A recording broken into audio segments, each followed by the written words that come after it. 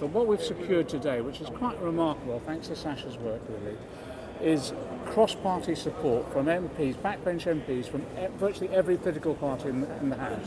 That includes the Conservative, the Liberals, the Nationalist parties and Labour Party. So we had everyone there signed up supporting this bill. And what the bill said is that we need to regulate this industry. It's a bill that we're out to debate the bill, introduce it in Parliament on the floor of the House of Commons for 10 minutes. Explain the nature of what the reforms that we want. The bill then gets published and it can set the agenda for the government to refer to when they introduce their own legislation. I'll preface that by saying this wouldn't have happened today if it wasn't for Sasha and the people that she's brought together, all the victims of laser eye surgery she's brought together. What's been happening is Sasha's mobilised large numbers of people to contact their MP. Their MPs have then come to me and said, we've been contacting these people with these concerns. They've mentioned that actually we need to change the law, so how do we go about doing that? But I must add that it is not just Optical Express, it is every high street chain of refractive eye surgery clinics who I am going after.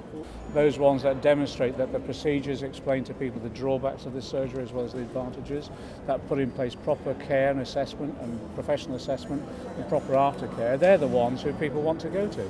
So I think they'll benefit at the end of the day. And also there's a number of independent surgeons, reputable surgeons who are fed up having to mop up after these high street chains because there are so many patients with problems who've got to have retreatment, and these surgeons have to clean up after them, and it's not easy to retreat eyes that have already been damaged by laser eye surgery or RLE. This is a parliamentary breakthrough for us, but it's the start of a long process to legislation. I am just can't wait to open a bottle of champagne. I really am just, wow. Yeah, you know, to get that level of support, someone could have got up today and forced a vote to oppose it. No one did, so it was unanimously supported.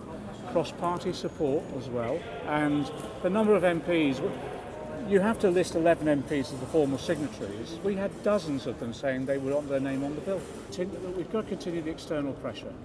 So all that will work together because Sasha will be mobilising people now to press their MPs again, to press the government to bring their legislation forward quickly.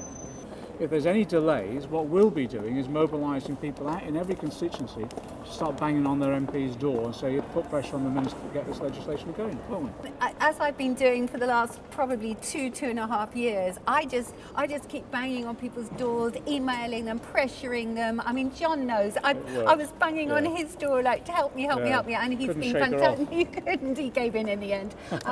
And that's what I'll continue to do. And I can't stress enough to, like, my beautiful eyes clients, the people I help, I tell them all, please, please, please contact your MP. And if you don't get a reply from your MP within 24 or 48 hours, send it again and again and again.